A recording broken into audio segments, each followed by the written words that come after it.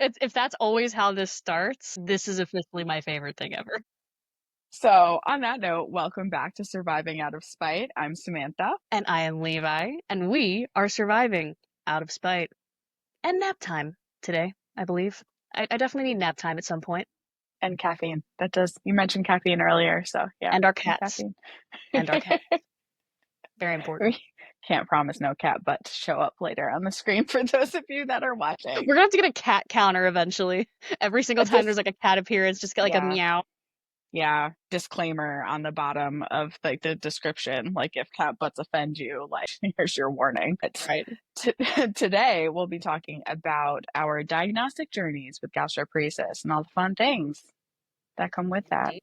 I was thinking the other day, like how long it's been. I had to tell somebody, they're like, "Oh, how old were you when I got sick?" And I'm like, "It's been a really freaking long time." Like, when you really think about that, like the normalcy that we have, and then all of a sudden you're like, "This isn't normal." Like that moment when you realize that, like, being sick and dealing with this, like, it's our normal. It's totally normal for us, but it's not like a normal thing. Just Exactly. really, just how to like epiphany moment, I'm but. curious, like, when did it start for you? Because I know we've talked a little bit about your journey, but I've Mhm. never gotten the full start to finish, and I feel like today's actually the prime opportunity. So I do want to hear, like, when did you first even start noticing that there was something wrong? Birth? No, I'm just kidding. Best answer ever. Best answer ever. I mean, my mom does like to say, like, going to the doctor, they're like, "Oh, how you doing?" She's like, "Well, she was never really a good pooper." So, really for me, it did start in the beginning. So, Oh my I, God. I said in the first episode, like, we talk about weird stuff because I ain't ashamed at this point in my life. So, hi world, I'm not a good pooper. Still not. Hashtag shameless. I think for me, I started having symptoms in college, but like even I like gaslit myself back in that time, because it's like you don't really know, like, did you eat something funny? Like you're just not feeling good, you're stressed, you're in different environment, like things happen. I also got pneumonia my freshman year of college and had just kind of kept getting sick. And it was around that time that like small symptoms started to pop up. So after my diagnosis, like looking back, we were like, oh, that was gastroparesis, like not really realizing obviously what that was. Going to the doctor back then, it was like, oh, you're just a stressed out college student, because females like to be told that Hmm. it's like all in our heads, like, it's just anxiety, you're just too emotional. But after my thyroidectomy, that was back in 2013, I started having an uptick of symptoms, a couple months after that. And I had not weird, but just surgical complications after surgery, and I was having some issues. Um, I have a very specific memory of Christmas that year after my surgery. I had been gluten free for a while, hadn't had like any of the good stuff because back then gluten free was like a thing, but it wasn't a thing. Like if you think gluten free bread is not that good now, you should have seen it a decade ago. It was God. horrible. Like pasta fell apart. Like it still I does shudder now, to but you think. get good quality, now. You can get things that don't taste gluten free. Back then you couldn't do that. And my mom got this really good pasta and made my grandma's mac and cheese recipe, and it was so good. Like I was so happy because it just was the first time I'd eaten anything like that in forever. And I ended up throwing that up along with the rest of Christmas dinner because I got so Oh. sick afterwards. And that was a pivotal moment for me because after that, I kind of just kept getting sick. Where it's like, oh, you probably ate something funny, right? Like you hadn't eaten that in a long time. Like maybe it was the cheese, maybe it was something else. You don't know. But it But was like when everything for you. it keeps going. So it's like, is this chicken gonna bother me? Is this broccoli gonna bother me? Is this like you don't know. Like now I know, but back then we had no idea. It's mealtime roulette, basically, for you. Yeah, I mean it still is, but Yeah. it was hard because we didn't really know what was happening. And I'd already been through a traumatic surgery and recovery because I ended up with hypoparathyroidism out of my thyroidectomy. So, I was going through other issues and it was hard to pinpoint like what was going on because my body basically went batshit crazy in the months prior. So, not fun. But luckily I didn't take very long to get diagnosed. I think for me it was a lot of luck and like good timing, like with the right people at the right time who are going to listen to you. And really kind of like pay attention to your symptoms. I know that's not the story for most people because a lot of people take years to get diagnosed. Or like you get diagnosed as a kid and then kind of not paid attention to with your symptoms and other issues pop up. And now you're going through like a re-diagnosis at this point because your symptoms are coming back full force. It makes me feel like a new patient, honestly, even though I have some experience with this. When I was initially diagnosed, obviously they called it a slow stomach because, like, when you're a kid, they Hmm. break every single diagnostic code down Barney style. And so basically, it got to a point where they had given me the diagnosis, they were starting me on Reglan, and a lot of people I've heard have had severe allergic reactions, and then I had mine. And I went into a full dystonic reaction. My head turned all the way to the left. It got stuck, like full nuchal rigidity. There, the one funny part about the situation though is the Wiggles were really popular during this time. I don't know. I'm aging myself so hard right now. But they had this song about like like move like it was like the new hokey pokey, you like to like turn your Hmm. head like left and right. And my sister's in the back seat like making fun of me, like singing the song, and I'm like, you ass. So it was just this really, really like funny thing that was happening while you're like all hell's breaking loose.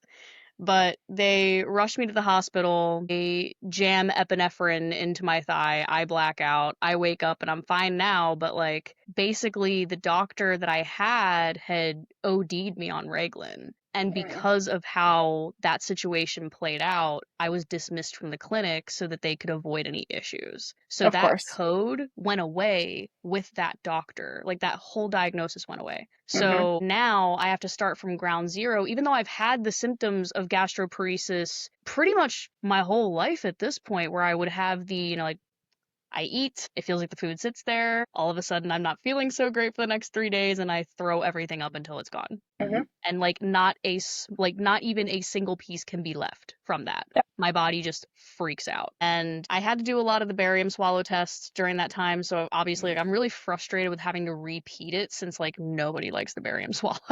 No, But I'm at no. a point now in my adult years where this is very much impacting my other rare conditions, and my other rare conditions play a role in gastroparesis, especially with impacting the vagal nerve. Hmm. So I've had to be a lot more mindful now and be a lot more aggressive in seeking out a diagnosis. But it definitely is frustrating to have to start all the way over again, redo all the tests, even though I had the diagnosis. And even though it was Yeah. no fault of my own, it's not like we didn't follow up. It's not like we didn't try to get answers about this. I mean, this was in like the early 2000s where there really wasn't a lot of answers, and where Still I would say isn't.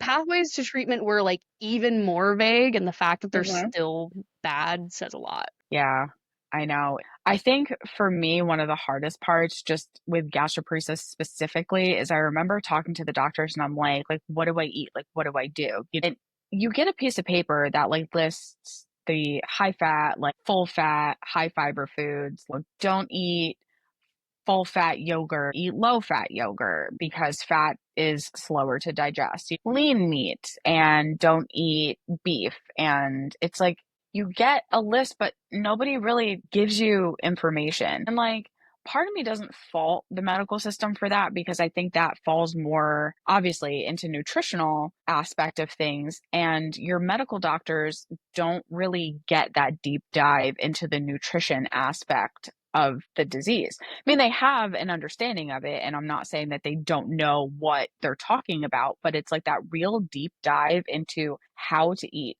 Something as simple as just chewing and when to drink when you're eating, or, meal timing, things like that actually could all make a huge difference in how your body is going to digest. But they don't talk to you about that. I remember there was one dietitian, she was in my endocrinologist's office, and I'm like, there's a dietitian here. Like, yes, they generally focus on diabetics and, carb counting, but I wasn't a diabetic at the time. Like, I am a type 1 diabetic, but my diabetes came after gastroparesis. It did not cause my gastroparesis. But I left that appointment with a booklet in my hand of carb counting. And that was the education that I got. All I could eat right now are carbs. So, like, what?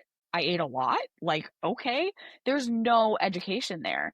And that's where the burden falls on the patient of the trial and error. Like, what I can eat in a day is not what you can eat in a day, and vice versa.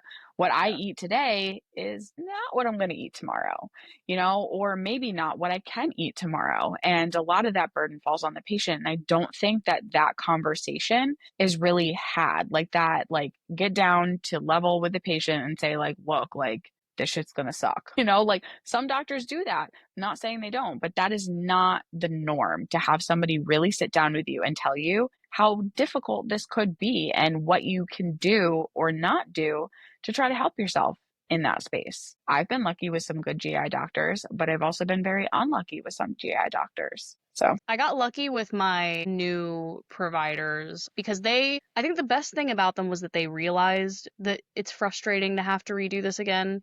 And when I told them how badly I suffered during the barium swallow test, they were mhm, like, oh, well, hopefully we can just find what we need to find when we do the upper endoscopy, and hopefully yeah, that'll give us what we need, and then you won't have to do all that. So there's definitely that sense of empathy there. They understand where I'm coming from. They also understand that, with me having had a shunt and the brain surgeries, that throwing up is really painful for me. Like, there's a yeah, whole added thing because of me having a neurological condition on top where if I'm literally having an episode where I'm throwing up all day, I am guaranteed to have the worst head pain of my life. Like it oh yeah, literally, I can feel the pressure. I can hear my shunt winding when it happens.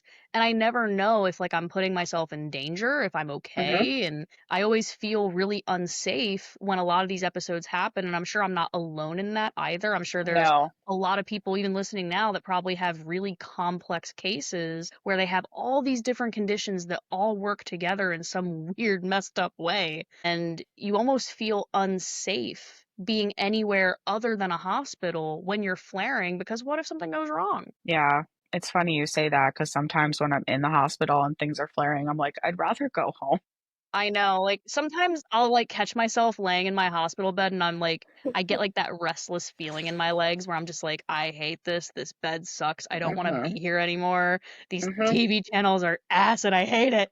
Yeah, yeah, my last, stay last year definitely did that one to me. I think I was, like, crawling the walls by, like, day 10, like, "Just get me the F out of here." Yep. But Exactly. it really is hard. Like, I think for me, one of the most difficult parts of this diagnosis is that the impact it has on you socially. And I know we've talked about this. Like, you've experienced that even just like traveling with me, seeing what I travel with just with food. You know, my Mhm. husband and I are doing something this weekend and we're not going to be home. And I'm looking and I'm like, just the amount of shit that I need to take that's just food to make sure that I have something just in case I can't find anything because I am able to eat a little bit, but that doesn't guarantee that where we're going is going to have the things that I need. So I have to pack for, if I can't find a meal, I need to make sure that I have enough food that I can have a meal that will be enough for me. I need to make sure that I have snacks for lows for diabetes. I need to make sure that I have enough food to get me through from the time that we leave to the time we come home and hope that like I don't need to eat it all because we're able to get what we need where we're going, but there's no guarantee for that. And even if there is something, it's like if it makes me sick, I'm not going to want to eat anything but like the safe food. So then you have to do it's there's so much thought into that. There's so much that you have to do. And there's so many different activities that surround food. Holidays, birthday parties, get togethers, or around like drinks. Not everybody drinks, but like going out, there's alcohol, there's more food. It's like you can't participate in that stuff. And I know that some people can, and that's okay. And I'm happy for you. If that's something you're able to do safely, like have at it. But for the majority of us, that's not something that we're able to do. And you get a fear around food because you don't want to eat, because you don't want to go puke your brains out and then be like, sorry guys, I have to go home. Or you tried something earlier in the day and you can't go do something. Or you're at a party and you're not eating anything and everyone's like, well, just have one bite. Like it won't kill you. It won't hurt. Like it's okay. Just try it. Like, or you're standing there weirdly while everybody else is eating and you're just like empty plate. I hate the It's peer pressure. it's so difficult to go and be in that space because it's so noticeable. And even though I'll say most of these types of comments and most of these conversations come from an innocent place with people, like, oh, just try a bite because they don't understand, Yeah, and I they take just a want you to lot live your life. less. They want you to feel what they're feeling. They want you to experience it, especially if like Yeah, I know like my mom, the way she always like wants people to try her food, like she'd probably be like so sad if I couldn't eat her food. yeah. And it's like they made something, so they want you to have something. Or maybe they did try to make something that they thought that you could eat, and it's back earlier in my diagnosis when people would, talk about that kind of stuff or call attention to me not eating, I would get upset. But now I'm just like, whatever. Like, I literally just don't care. Like, whatever. Say what you want to say, do what you want to do.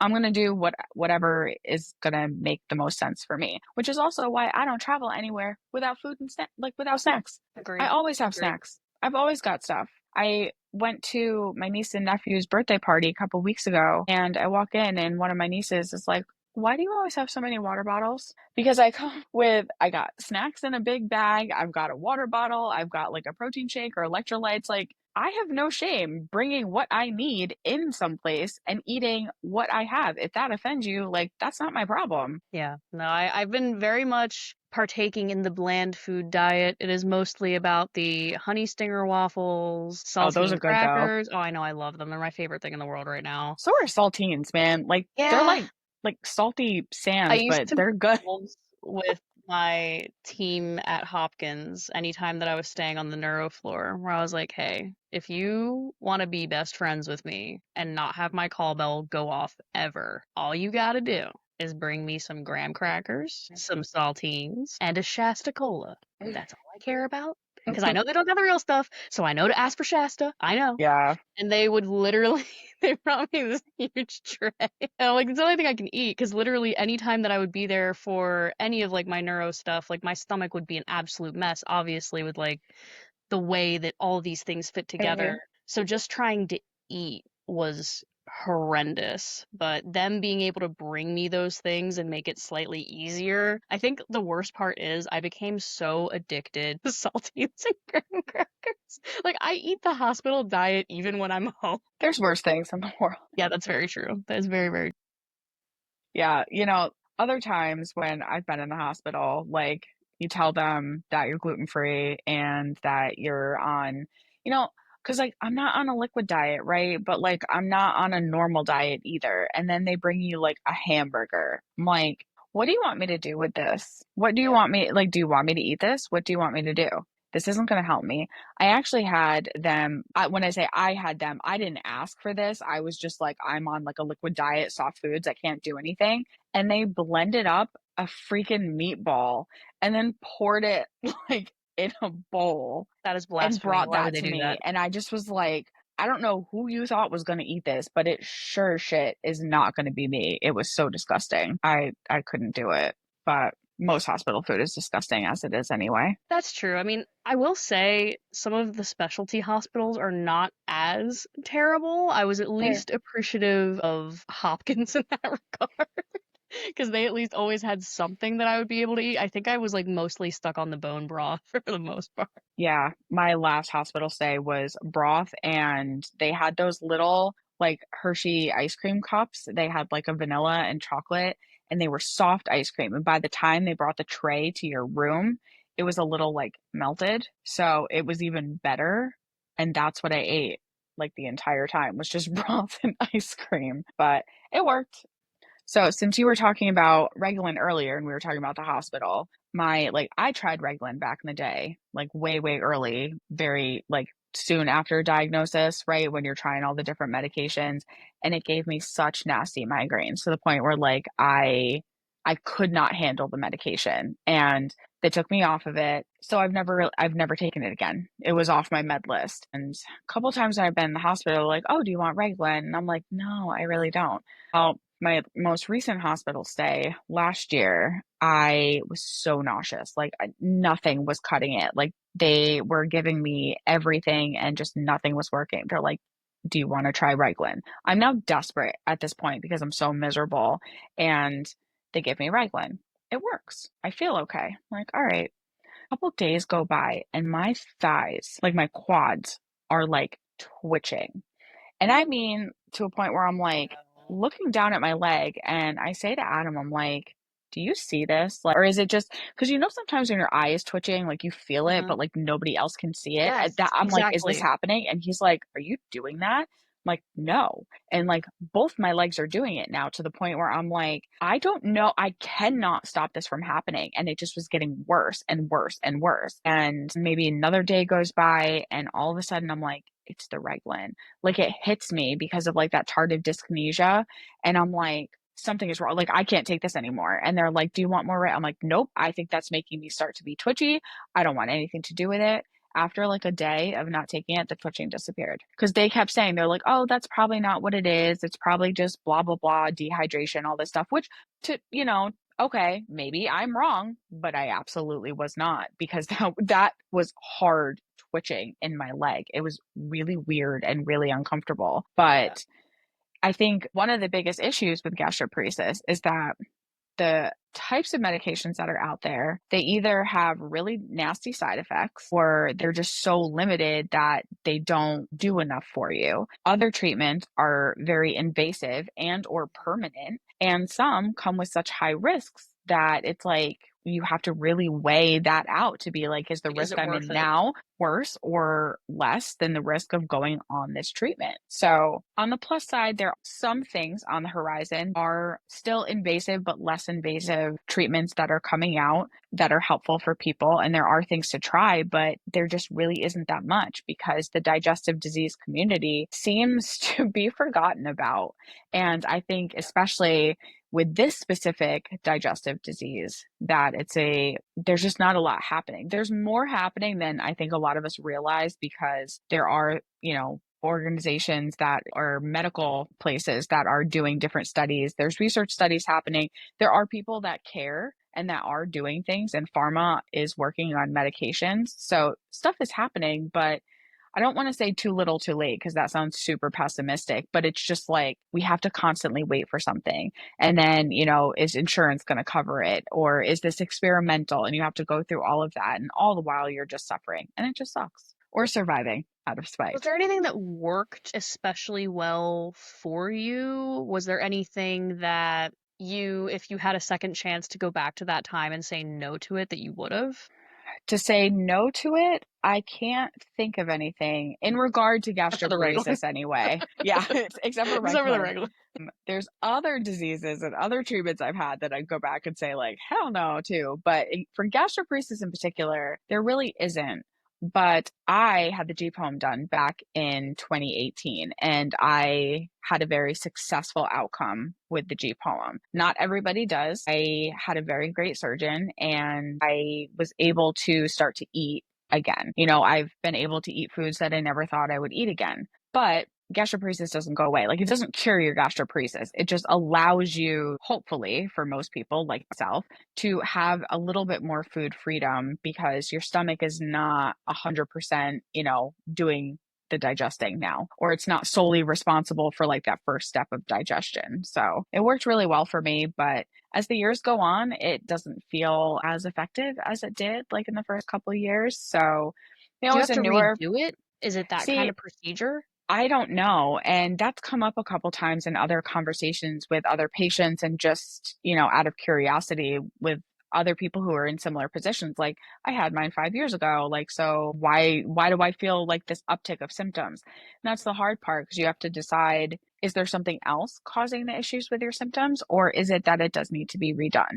If it does need to be redone, what exactly does that mean? So I think it's still too new of a procedure for people to actually like know the answer to that. But I spoke to the doctor that did my surgery and we're hoping to have him on a later podcast to talk about the G-PACT. So that's a great question for me to ask him when he's here to put him on the spot instead of me next time. No, that'll be really great because I definitely want to bring in as many experts as we can to kind of show what a lot of these different treatments look like, how they work, and just give you the facts and kind of let you come to your own determination about, hey, maybe I should bring this to my doctor. And Mhm. we really want this podcast not only to be a space for people to feel comfortable and to be able to feel less alone in this, but we also want this to be something where you get to learn about these different treatment methods. Mhm. Because I remember, like, even with my other diseases, if I hadn't had spaces that taught me all of my options, I think I would have been more restricted and I think I would have Yeah. said yes to a lot more things that could have ended up harmful. So I Mhm. think being able to share this information, you're instilling people with the power to choose their future and make their own decisions and at least Yeah. have some of the control that was taken away by being diagnosed with a rare illness and give it back to the patient again. 'Cause that's 100% really all we agree. want. Oh, hi, Tomo. Yeah. I Cat told you a sighting. cat was coming. No, Mr. Man. Well, one I of the things know. that's really important to me with not just what we're doing here on a podcast, but just with G-PACT in general, is that I want to get as much information as I can and get it out to the community. We know that this disease is on the spectrum. Like there are some people who can eat relatively like their lives are almost normal as long as they stay within certain parameters. There are some people that kind of fall in that area, but maybe not as restrictive or maybe a little more restrictive. You've got people in the middle, and then you have some people that are tube fed or they get IV nutrition and they can take a little by mouth. And then there's some people who can literally have not even a sip of water, not even an ice cube. They can have nothing. So there's varying levels of severity with this disease. So some of the foods out there, or some of the medications, or some of the shakes, or all of these different things, like I want you to have the information and then decide what to do with it.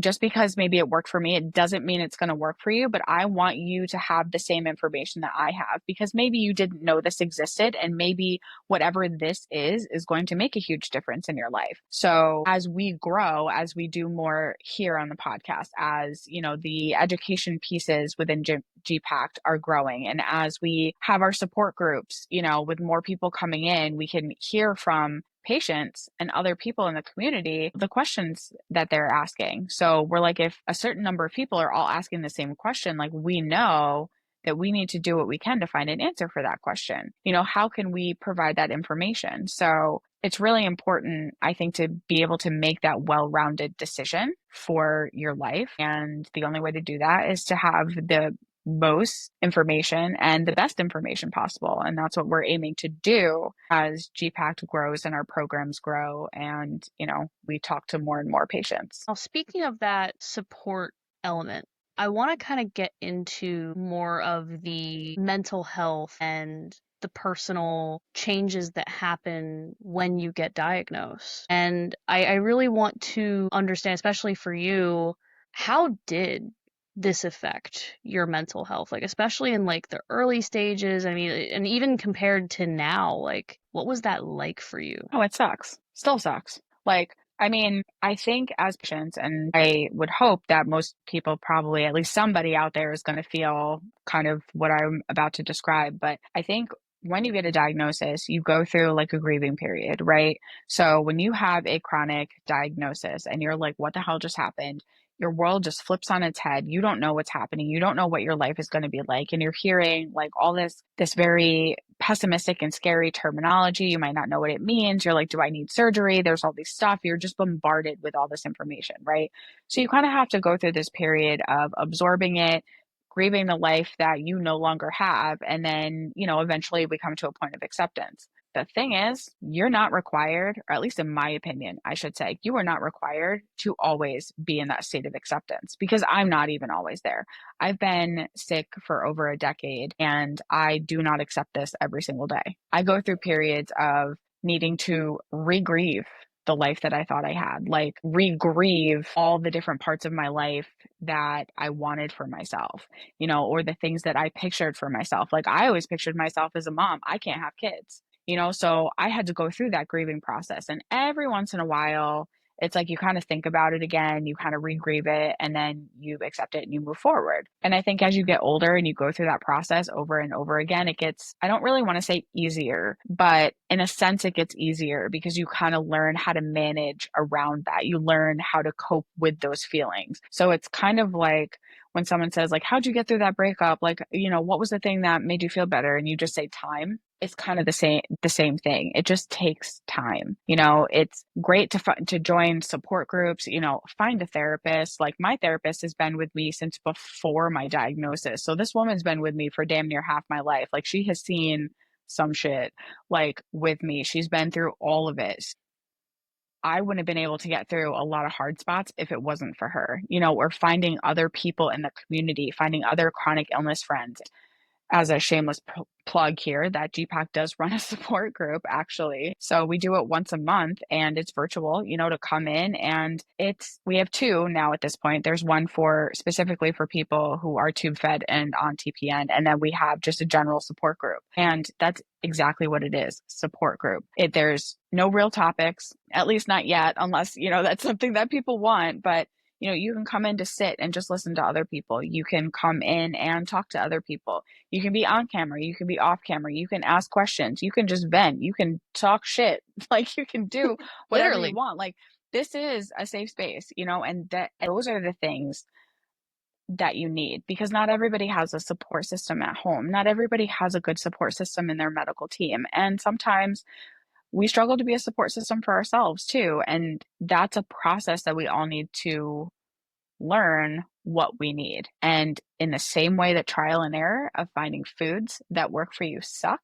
that's going to have the same suck. It's just a different aspect. And what about your attitude towards food itself and self-esteem, stuff like that? Well, I think for a lot of us, like even now when I can eat a little bit more than I used to, like I used to hate food. I had a horrible relationship with food after a while. And I think anybody that has gastroparesis like is going to say like they had a horrible relationship with food at one point or another, or maybe they still do. And you want to love food, you want to love the food you've eaten all your life, but they don't love you back. So it's very difficult. And for me, at my lowest point of the littlest amount of food that I could eat, I started cooking, and I relearned how to have a relationship with food. And for me, I couldn't like taste test the food that I was cooking. So I had to learn a little bit more about like texture, about sight, about, smells, and just watching the food and learning about the food and how things cooked and like why you do things a certain way. And then, my mom would come home. I was living at home at the time. She'd come home from work. I'm like, here, I made you dinner, and I sit there and eating. And for me, the joy that I used to get out of eating my favorite foods, I started to have that joy seeing the people that I love eat the food that I made. And that healed my relationship. It's not going to work for everybody, but that worked for me. And now I cook for my husband. I love to cook. And I also have control issues over cooking because I know how to cook food that I can tolerate. So I'm like, no, I'll cook it. It's fine. But you learn about that. And Yeah. I don't hate food as much as I used to. I kind of am like neutral with it. Like it's something that I'm able to have, and there are things that I love and things that I want, and then that's it, you know? It's been, I think for me, still really complicated. And like, this isn't something that I talk about a lot, but I feel like it's important, especially since the first time that I ever had a doctor tell me that I had an eating disorder was when we were talking about my relationship with food and how painful it is every time I eat. And this was during when I was trying to figure out, am I dealing with Crohn's? Am I dealing with UC? Is it Behçet's? Is it this? Is it that? And I was having all of the same gastroparesis symptoms I've had my whole life. And I was really, really struggling to get them to understand that. It Mhm. seemed as though the doctors really thought that I was purposely throwing up, even though Yeah. that wasn't the case for me. Even though I dealt with a lot of self-esteem issues, I had always had issues with my weight my entire life. Like, that's something I've Mhm. always struggled with. So I think for me, it's like I had to be really, really careful in how I framed my relationship with food because I would get to this point where and we have both the cats now. Simba, remember who? It's like, stop it. Put me down. But yeah, like crap. Now I forget what I was saying. That's okay. Self-esteem. Self-esteem. Food. I would say that my relationship with food was almost non-existent to some extent, Yeah. where I was both struggling with my physical image and, being like a 20-some-year-old and dealing with like the societal pressures and all that and Mm-hmm. diet culture, while also every time I eat, feeling like I have razor blades sifting around in my stomach Yeah. and having my doctors call that an avoidant eating disorder. And it's like, why would you call it that though? It's like I'm not avoiding it on purpose. It's like it really does Yeah. genuinely hurt. Just having to go back and forth in all of that and wonder, is it really because I'm feeling terrible or are they right? It almost like kind of gaslit me in a way for a while. Mm-hmm.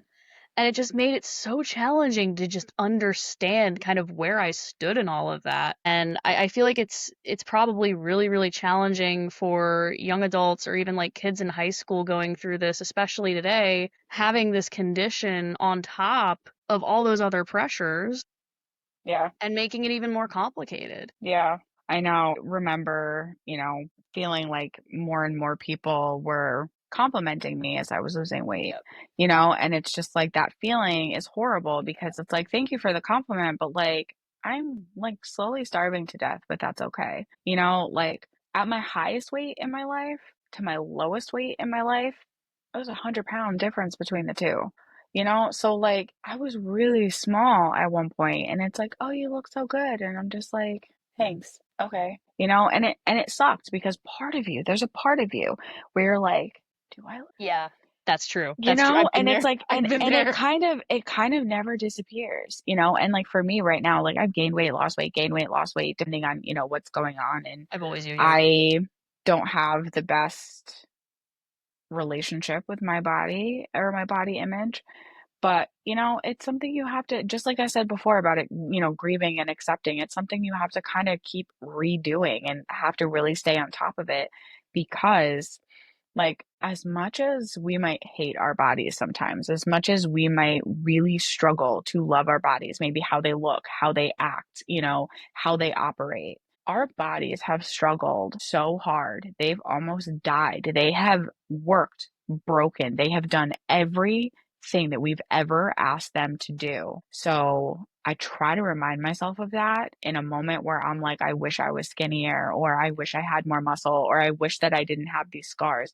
Well, my body still showed up for me today. So I need to learn and I need to remember to show up for it. It doesn't need to be criticized. It doesn't need that. It just like, thank you at this point. And it's okay if you don't feel that way. I don't feel that way all the time. But I think it's an important reminder that like our bodies still show up for us day after day after day after day, more broken and more tired. And like, think of it like a car, like our wheels fell off, got no axles left, Certified gas pedals lemon. gone. There's no gas in the tank. There might not even be a tank, but that car still showed up It still got there. somehow it still showed up. So it's the entire diagnostic journey. I think, it comes in those pieces because you've got the beginning where you're trying to figure out what this thing is, and maybe figuring out what this thing is takes you a short period of time, maybe it takes you a long time. Then you have the part of that diagnosis of where you're figuring out how to live with it.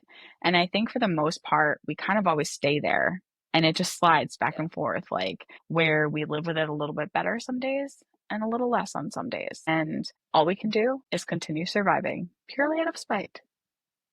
Is there any advice that you would give to someone recently diagnosed with gastroparesis, like just starting out, going through, especially like, when you look at all the emotional things that we've talked about, all the different ways this has impacted our life, all the things that we've gone through, what would you say to someone just on the cusp of starting this? I mean, I feel like this is like a typical like cop out kind of answer, but like just don't give up, because my lowest point for gastroparesis, for all the other issues, everything hitting at once, I just remember like I called my doctor and I was like, please don't let me die. Like, I don't want to die. Please don't let me die. And that was a really low point for me where I didn't think like I'd go to bed at night and I'd be like, just please wake up in the morning, and I'm still here, you choose to survive, you choose to fight, you choose to do that. And not everybody makes it out of that fight. And that sucks. But I think the most important thing is just to it sounds silly and it sounds almost trivial, to be like, just don't give up. But like, I really mean that, just going back to what I said before, like our bodies are fighting like hell to survive every single day.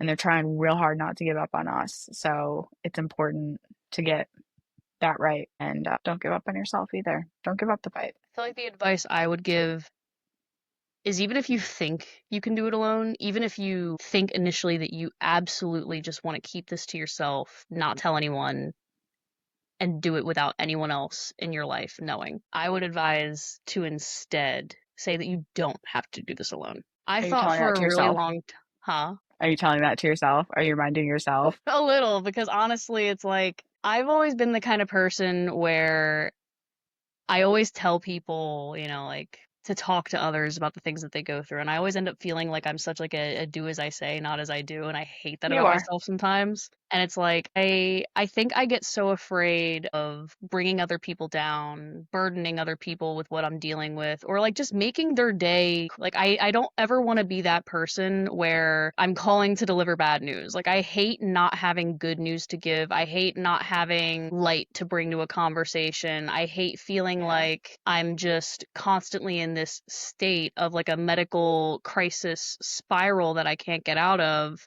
and I Hmm. don't like bringing the people that I love into it.